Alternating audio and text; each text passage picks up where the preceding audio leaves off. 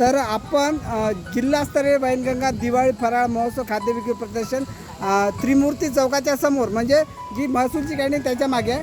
तर याचं ग्रुपचं नाव ग्रीष्मा स्वयंसहायता समूह आंधळगाव. तर या आपण महिलांनी या ठिकाणी साड्या विक्रीला ठेवलेल्या आहे. तर या साड्या म्हणजे कशा प्रकारच्या आहे, काय आहे, कोणती साडी आहे? हां आता सांगा. ठीक. आणि ते शर्ट आहे ना कोस. आणि हे याची किंमत काय आहे? आणि या शर्टची? आणि हे म्हणजे तुम्ही इथं किती टाईपच्या साड्या किंवा शर्ट किंवा काय? 12,000ची आहे का? म्हणजे असं काय आहे साडीमध्ये? हो का? म्हणजे खूप टिकते का?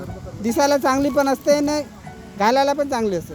ठीक आहे. आणि हे तर साहेब, तर तुमचं इथं म्हणजे आता तुम्ही इथं जे आलेले आहेत तर तुमचा एखाद्या ग्रुपमध्ये सहभाग आहे की फक्त म्हणजे काही घेण्यासाठी वगैरे आलेले आहेत? पाय इथं महिला भगिनी सर्व या ठिकाणी दिसतात.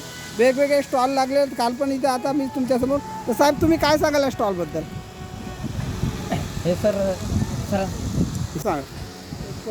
उमेद महाराष्ट्र राज्य ग्रामीण जीवनोन्नती अभियान अंतर्गत येस.